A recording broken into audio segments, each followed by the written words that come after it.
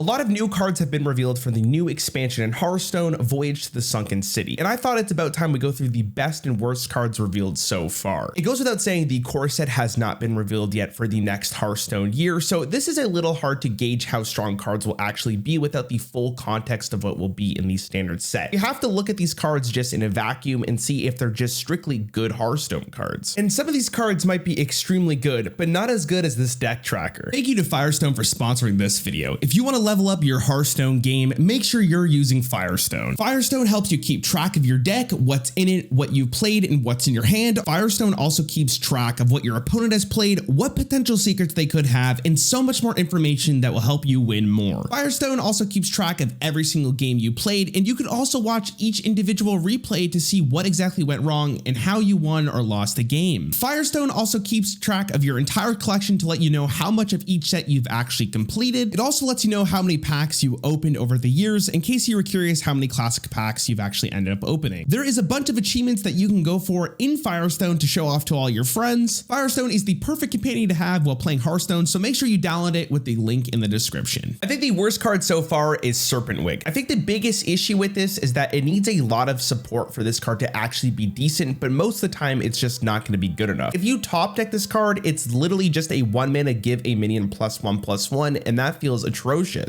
Sure, there's a huge upside to this card and potentially you can get 10/10 on a minion, but the chances of that happening are so unlikely. This is a type of card where in almost every single circumstance, I just don't think it's worth it. Even if I got 10/10 of stats, I'm paying 10 mana for that, and that feels absolutely garbage in today's Hearthstone standards. Now, the obvious synergy with Serpent Wig is to use Priestess Voyage, which refreshes an empty mana crystal for each spell you've cast this turn, and maybe that combination can make Serpent Wig a better card. I think Priestess Voyage just has so many better combinations that it could be used with that I don't think Serpent Wing is good enough to put into your deck. Speaking of Priestess, I do think this card is pretty decent. I don't think it's like the best card of the set by far, but I think because it's in standard for the next 2 years, there's going to be something that you could do with this card that will be broken, which means this card is probably going to be great. I've been playing Hearthstone for so many years, and the one rule I always know is that 0-mana cards are broken. Speaking of very powerful 0-mana cards, Aquatic Form seems like it's going to be one of the best cards released in this expansion. Not only does it have Dredge, but it completely negates the negative side of Dredge, which is not being able to draw the card immediately, because if you have the mana to play that card, you draw it. This card might be the best card Druid's getting this expansion. One of the most disgusting combos I see with Aquatic Form is using Asherian Gardens on turn 1, dredging the Sunken Gardens with Aquatic Form, and buffing your deck by +1/+1 consistently on turn 2. It's just a better Prince Kella set that's going to be used quite frequently. That being said, Aquatic Form has so many more use cases. It's just a very powerful card. Speaking of a card that is extremely powerful, Nelly the Great Thresher. The thing about this card is that it slots into every single warrior deck. Obviously, the include might be for Pirate Warrior because it's just 3 pirates, but if you think about how strong this card can actually be, it is just a win condition on its own. As long as one of the pirates you get is Mr. Smite, or you have Mr. Smite in your deck, this card can just be an OTK on its own, and that is really scary. Put this in Control Warrior as a win condition, put this in any single warrior deck, and I'm sure at 7 mana, you're going to be very satisfied. It's also just a lot of stats for 7 mana, and it's an effect that your opponent is going to have to get through at some point because it has a taunt, unless they're just a burn deck. But this card is very spooky. Speaking of a spooky card, Bootstrap Sunken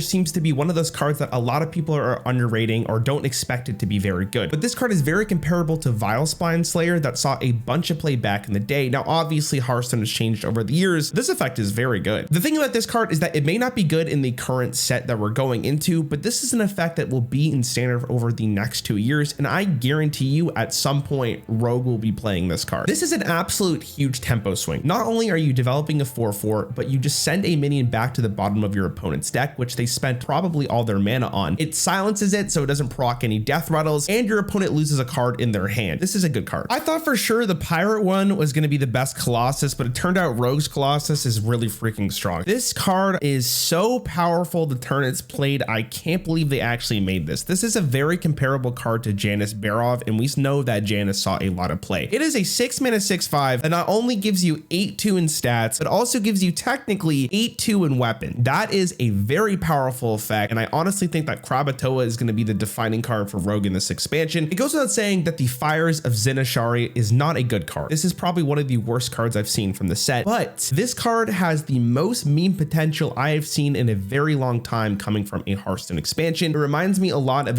explore the Ungoro from Journey to Ungoro, but obviously this effect is better. For 2 mana, this card enables you to have a pretty consistent effect. You just need enough card draw for this to be worth it. We'll have to see the rest of the cards that Warrior gets in this expansion, and we'll have to see the core set, but if Warrior does have enough card draw, I can see this card being played. I think not enough respect is going towards Blade Master Akani. The fact that this card is being played in Standard today means a lot about the card's current power level. The effect is awesome, and I really like the idea of this design, forcing your opponent to try to play around what could possibly be countered, and I think that is a really good step in the right direction when it comes to Hearthstone. Twin Bow Terracoil wins the award for the scariest card released in this set. I don't know if this card's going to be good or not, but with more cards added throughout the year, this is the type of card that every single time we see a new Hunter card released, we have to look at, can Terracoil actually abuse that effect? Surfeitly Sea Guide reminds me a lot of Secret Passage from Rogue. I think the ability of swapping your hand with the bottom of your deck is so versatile. This could be used to find cards at the bottom of your deck. It could be used to find just a brand new hand because your hand is super bad with the current situation. This card is just really, really good. It's also just a 1 mana 1/3. Fits very nicely into an aggressive deck. It's very nicely into a mid-range deck. It'd be great just to put into a Kazakhstan deck after you play your Kazakhstan, just to swap your hand with a bunch of treasures. I think this card is very strong. And just like usual, Sir Finley is looking pretty strong. It's time for my top 3 cards of the set so far. With number 3, we have Queen Ashura. I actually think that this card is like a mini Kazakhstan. The ability to choose an ancient relic based on the context of the game looks very powerful. All of the ancient relics have a very powerful effect and can be used in a variety of different ways, which means this card is very versatile. The only reason I'm not putting this card higher on the list is that the prerequisite for this card can make it a little bit slow. And even if it does take a little bit longer for you to get the effect